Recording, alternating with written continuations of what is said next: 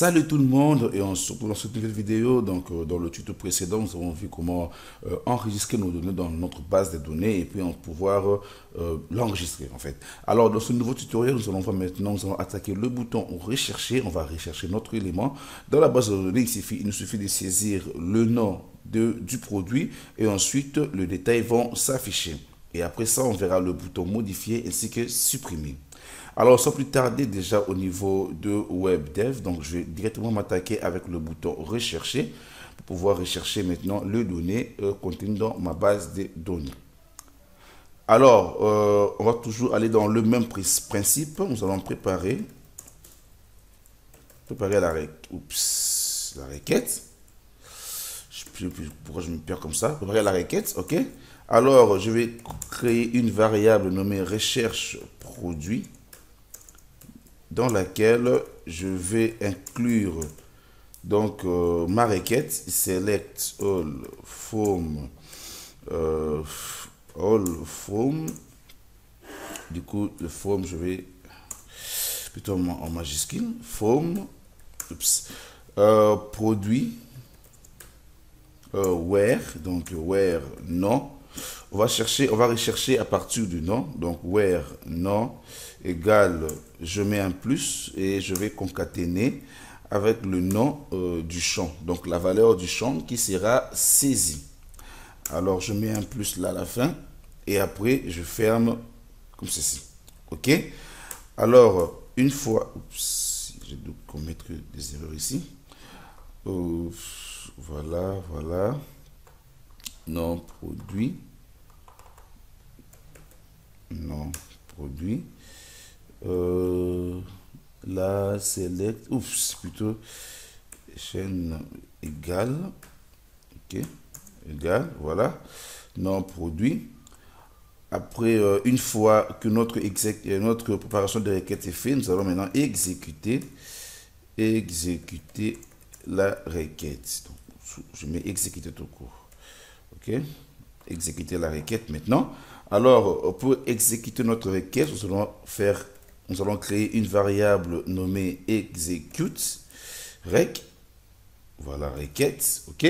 Execute requête est un entier, est un entier et qui est égal à la fonction SQL exec. En premier paramètre, je vais entrer ma requête, donc la proportion de ma requête.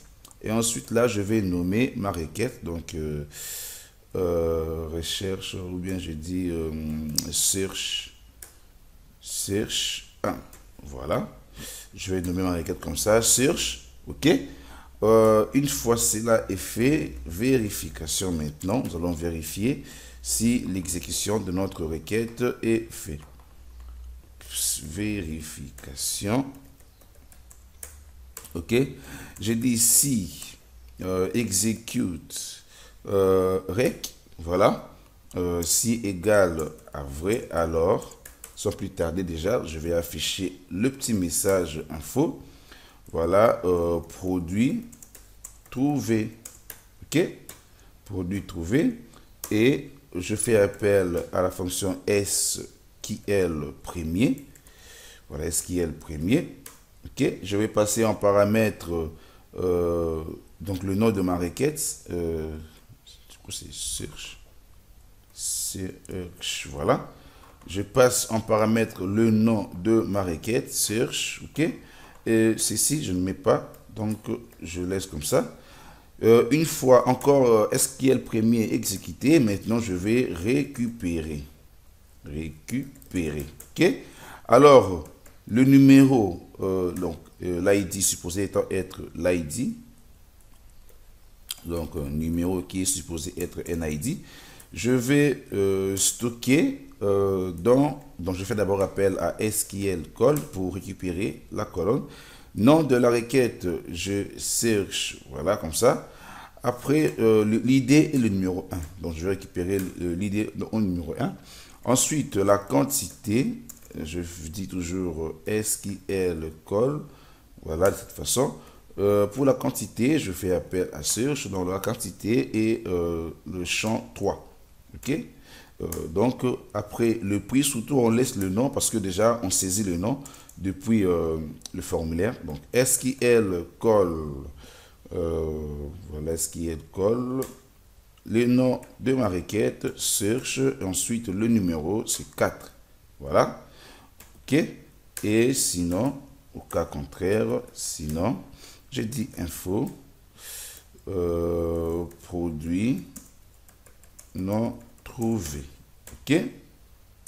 Voilà. Produit non trouvé. OK. Je peux enregistrer. Et au niveau du navigateur actualisé, allez, on va tenter la recherche. Donc, je dis plastique, même avec comme ça. Je clique sur rechercher. Là, il me dit produit trouvé. Voilà, il récupère directement les données, les différentes données contenues dans le champ. Alors, pour rechercher, cela marche très bien. Et maintenant, allons pour le bouton modifier. Alors, donc, nous recherchons le produit. Une fois le produit recherché, et nous pouvons soit modifier ou soit supprimer. Alors, sans plus tarder, nous allons attaquer directement le bouton modifier. OK? Donc, le même principe, je prépare la requête. Voilà. Ma requête, je crée une variable update. Update produit est une chaîne. Voilà. Je vais écrire ma requête update dans table produit. Alors 7. Donc dans 7, je dis quoi? Non qui est égal comme ça. Je mets un plus non produit. OK. Non plus non produit. En plus, et je ferme ceci, OK, virgule, donc quantité égale, OK, pareil, plus, voilà, quantité, OK, quantité, qui est, cette façon, quantité, oups, je vais pas fermer, plus, je ferme ceci. Ensuite, je dis prix qui est égal aussi, même chose. Alors, je fais appel au champ prix. OK. Et voilà. OK. Une fois fait, comme ça.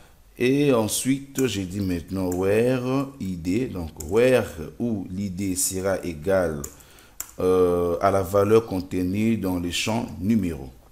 OK. Voilà. L'id égale à la valeur contenue dans le champ numéro. Voilà. Dans le champ numéro. Du coup, j'ai oublié de fermer ceci. OK. Alors, une fois ma requête préparée, nous allons maintenant exécuter la requête. Alors, je vais exécuter ma requête. Je dis execute rec update. OK. Donc, du coup, ça sera un entier. Soit on a 0 comme résultat, soit on a 0 comme par résultat, et soit on a 1 comme résultat. SQL exec, donc je vais passer en paramètre ma fonction préparée, update produit, et en deuxième paramètre, je passe le nom de,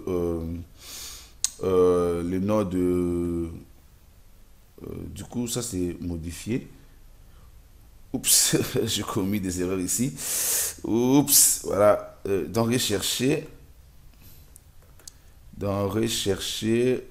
voilà. Bon, je n'ai pas commis des erreurs ici, voilà. Dans updates, du coup, je pensais pouvoir mettre le code update en recherche.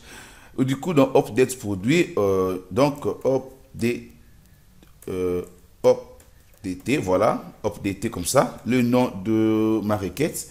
Ensuite, je vais passer à la vérification. Je vérifie et j'ai dit ici execute rec update égale vrai. Alors faisons quoi? Disons info mise à jour comme ça, donc effectuer. OK. Sinon info, voilà, sinon info mise à jour non effectué. Voilà, comme ça. Et voilà, maintenant nous allons tenter notre exécution. Du coup, là, je recherche l'élément en plastique. Donc, je recherche l'élément. J'obtiens le produit trouvé. Ensuite, je souhaite modifier. Donc là, je dis 55, par exemple. Du coup, cela ne va pas vraiment actualiser directement depuis la table. Donc, depuis la liste de produits parce que j'ai mis en initialisation une seule fois seulement. Alors là, je modifie 55 et 77. Voilà, j'ai modifié la quantité et le prix. Voilà, mise à jour effectuée. Du coup, là, on ne verra pas directement les données s'afficher. Alors, sans compter par chance, non. Alors, au niveau de la base de données, je vérifie.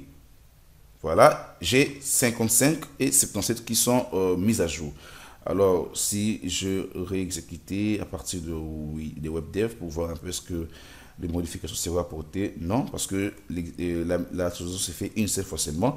Mais déjà, on voit le résultat au niveau de la base de données qui ont changé. Du coup, ici aussi, ça va changer lorsque je vais soit enregistrer ou soit supprimer quelque chose. OK. Alors, maintenant, attaquons-nous maintenant avec le bouton supprimer. Donc, pour le bouton supprimer, ça sera toujours le même principe, sauf que je vais copier pour ne pas trop me répéter. Je vais copier le code source du bouton search, donc bouton rechercher. Ensuite, le coller dans le bouton supprimer. Voilà. OK. Maintenant, nous allons passer à modifier donc, d'abord, là, premièrement, on modifie supprime. Donc, le nom, ici, on dit supprime produit, voilà. Le nom de marqué supprime produit. Là aussi, je change directement en supprime produit. Et là, ça sera plus search, ça sera delete maintenant. Ou bien del comme ça, ok. Là, la requête sera delete, pas de all. Donc, delete form produit, where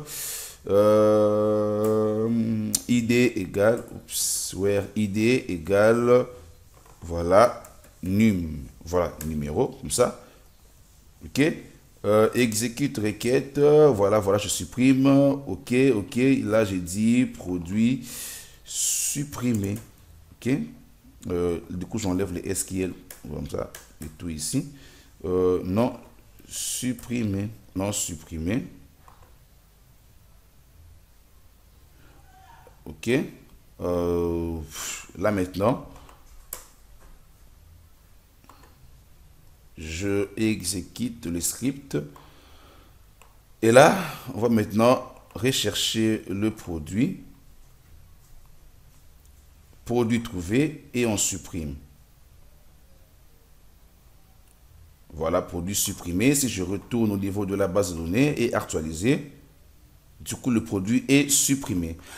Eh bien, je pense qu'on a bien fait le tour avec vous. Nous avons pu nous connecter à la base de données MySQL et ensuite faire notre CRUD qui est l'enregistrer, le rechercher, modifier et supprimer. Normalement, c'est SCRUD, pardon.